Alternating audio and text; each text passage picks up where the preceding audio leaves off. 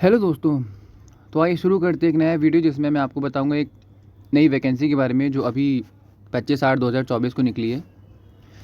High court of Punjab and Haryana and Chandigarh detail employment notice for the post of peon. किसका post है? Peon का post है और काफ़ी अच्छी संख्या में निकला है जिस हिसाब से चंडीगढ़ एक यूनियन टेरिटरी है।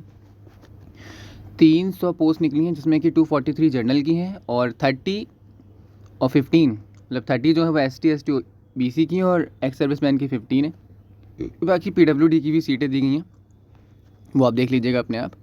आइए देखते हैं इसमें पे और अलाउंसेस के बारे में क्या लिखा है वो देख लेते हैं।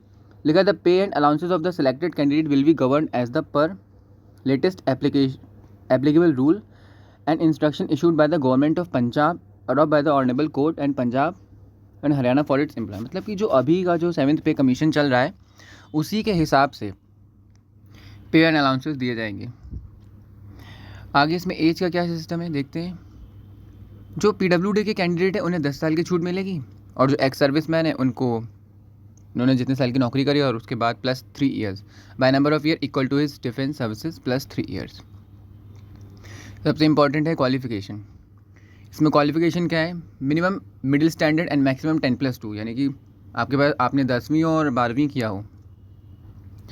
लेकिन इसमें एक नोट भी है, वो नोट है candidate having qualification higher than maximum prescribe shall not be eligible for direct recruitment. मतलब कि अगर आपने 10+2 से ज़्यादा क्वालिफिकेशन ले रखी है तो आप इस फॉर्म को नहीं फिल कर सकते। इस फॉर्म को सिर्फ वही बच्चे फिल कर पाएंगे जिन्होंने 10+2 कर रखा है। लिखा है general and SC/ST BCs of area state other than Punjab Haryana Uttar Pradesh, Punjab Haryana Chandigarh, मतलब पंजाब हरियाणा और चंडीगढ़ के बाहर के राज्य के बच्चे भी इसमें फॉर्म भर पाएंगे और उनकी फ़ीस होगी 700 रुपये। यानी कि चंडीगढ़ के जनरल बच्चे और अदर स्टेट के बच्चे उन सब के लिए 700 रुपये का फॉर्म है और बाकी ST/ST BC के लिए 600 का है जो वहाँ के हैं चंडीगढ़ और पंजाब हरियाणा के। बाकी एक्स सर्विसमैन का भी 600 का, PWD का भी 600 का ही फॉर्म है, सबका 600 का फॉर्म है। रिजर्वेशन वहाँ के बच्चों को ही मिलेगा, जो वहाँ के बच्चे होंगे बेनिफिट उन्हीं बच्चों को मिलेगा। ये आप रिजर्वेशन का पढ़ लीजिएगा। आते हैं सबसे इंपॉर्टेंट है mode of selection. Mode of selection में क्या लिखा है? Very very important. लिखा है all the candidate apply for the post of peon shall have to first appear in written exam. सबसे पहले एक रिटन एग्जाम होगा और वो एग्ज़ाम 100 नंबर का होगा जिसमें कितने क्वेश्चन होंगे? 50 क्वेश्चन, ओनली 50 क्वेश्चन और मार्क्स कितने? 100 मार्क्स, यानी कि 50 क्वेश्चन 100 नंबर, यानी कि हर क्वेश्चन 2 मार्क्स का होगा। और इसमें आएगा क्या क्या ये देख लेना ज़रूरी है। इसमें आएगा general knowledge, general awareness, current affair, numerical aptitude और नो नेगेटिव मार्किंग। सबसे अच्छी बात है इसमें नेगेटिव मार्किंग नहीं है।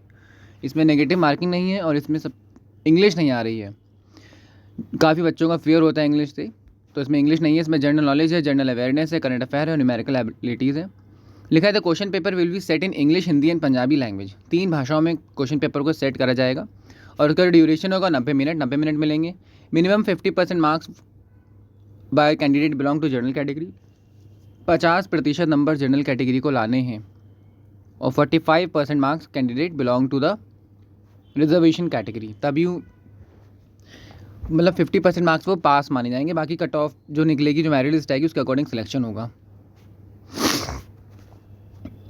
लिखा है आफ्टर द रिटन टेस्ट, मतलब जब रिटन टेस्ट हो जाएगा उसके candidate equivalent to 10 times expect PWD category vacancy merit list. मतलब 10 गुना ज़्यादा बच्चों को बुलाया जाएगा दौड़ के लिए और इसमें दौड़ भी कराई जाएगी, लेकिन वो एक सिर्फ क्वालिफाइंग इन नेचर है। इसमें लिखा है कि physical standard test will shall be only qualifying in nature. This test shall consist 3 activities. 800 metre की दौड़ है, लॉन्ग जंप और हाई जंप है। सिर्फ क्वालिफाइंग इन नेचर है। 10 गुना ज़्यादा बच्चे बुलाए जाएंगे जो बच्चे पेपर में रिटन में पास होंगे। अब मेल के लिए कितनी है और फीमेल के लिए कितनी है ये देख लेना ज़रूरी है। मेल फीमेल की दोनों की बराबर है 800 मीटर।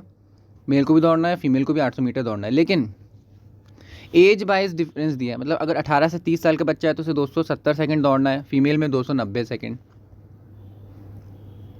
30 से 35 का 310 सेकंड में कवर करनी है, 330। ऐसे ही 35, 40, 40, 45 और 45 से 50 और 50 से ऊपर, इस तरीके से दिया। और लॉन्ग जंप ये भी एज के अकॉर्डिंग है। अगर 18 से 30 साल का कोई बच्चा है तो उसको 2.95 मीटर की लॉन्ग जंप करनी है और फीमेल में 1.74 की करनी है। और हाई जंप में मेल कैंडिडेट को 1.4 और फीमेल कैंडिडेट को 0.9, क्योंकि ज़्यादातर बच्चे 12th पास आउट 18 से 30 के ही होंगे वो आगे भी, मतलब 30 से 35 तो 35-40 के बच्चे होंगे, तो उनको अपनी एज के अकॉर्डिंग हाई जंप और लॉन्ग जंप करनी है।